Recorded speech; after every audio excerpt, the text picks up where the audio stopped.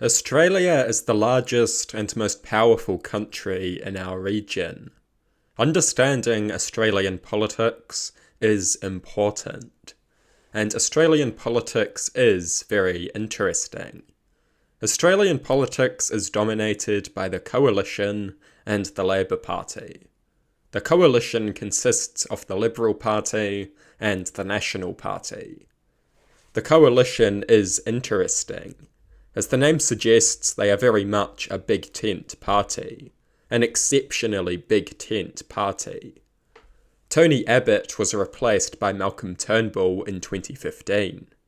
The two have very different positions on countless issues.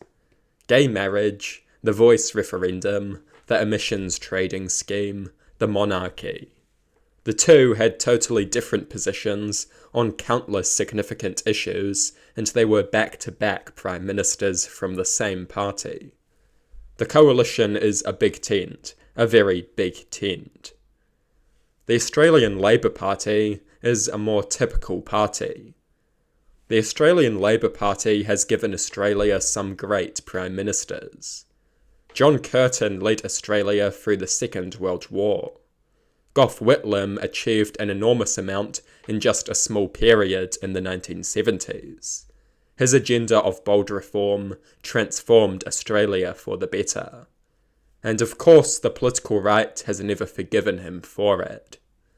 Of course, Whitlam was removed from power through means that were incredibly questionable at best and downright illegitimate at worst.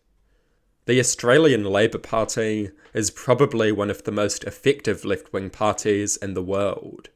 In many countries, particularly in the Anglosphere, the left struggles. In New Zealand, Labour often struggles. In Britain, Labour often struggles. The Australian Labour Party has often performed comparatively well. Take the 1980s. During the 1980s, the left performed very, very badly. In Britain, the left was not in power at all during the 1980s. The Tories controlled the government for the entire decade. In the United States, Ronald Reagan and George Bush Sr. dominated the 1980s. In New Zealand, Labour did achieve power, only to be hijacked by right-wing fanatics like Roger Douglas and Richard Prebble. Australia largely defied the trend. Bob Hawke was elected in 1983 and remained in power until he was replaced by Paul Keating in 1991. Paul Keating would win yet another election against the odds and remained in power until 1996. 1983 to 1996. That is a very long time for a left-wing government to last. It is almost unheard of. We have not had a Labour government that has lasted that long since the first Labour government. I do find Paul Keating to be particularly notable. Keating adopted a mixed economic policy that included right-wing elements such as the privatisation of some airlines and left-wing elements such as a tax on capital gains. This contrasts with the devoutly right-wing approach taken by Roger Douglas in New Zealand. Roger Douglas cut taxes for the wealthy and introduced a goods and services tax to pay for it.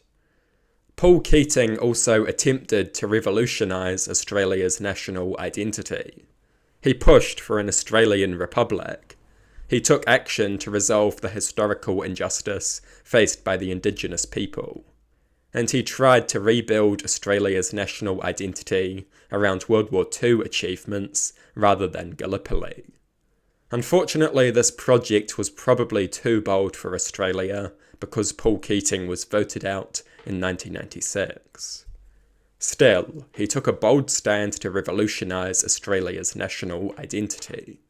Something similar is desperately needed in New Zealand today. Our national identity is outdated, self-contradictory, and incoherent. It needs to be revitalised and reformed. Many people intuitively assume that Australian politics is much worse than New Zealand politics, but this is not always the case. Australia has a capital gains tax and a tax-free threshold. In New Zealand, These are considered far-left policies that even Labour has repeatedly tried to avoid. Australia also has more powerful trade unions. On economic issues, Australia is to the left of New Zealand in some significant regards. Of course, other than economics, Australia is worse in most ways. Australia is worse on Indigenous issues. Australian foreign policy is worse. Australia is undeniably just a US lackey at this point. The same cannot be said about New Zealand. We are not as close with the Americans, and I hope it stays that way. It is obvious that the USA expects Australia to fight alongside them against China. Australia could end up paying a very, very high price for that, and not getting much in return. Australia's system of government is also very different to New Zealand's. The New Zealand government is relatively simple. We have one house of government and a proportional electoral system. Australia has two houses of government, employs multiple different electoral systems, and also has federal governments with a certain amount of devolved autonomy. Australian government structures are significantly more complex than those in New Zealand. Of course, this has its benefits and its disadvantages. Notably, Australia has come closer to abandoning the British monarchy than we have. In the 1990s, the monarchy versus republic debate was a major issue in Australian politics.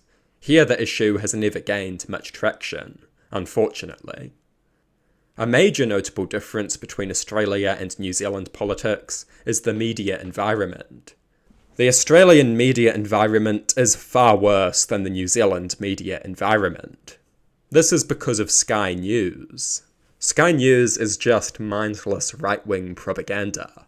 The channel constantly vomits up culture war nonsense and blatant propaganda, all in an attempt at getting people to support right-wing parties and their hideous political agendas.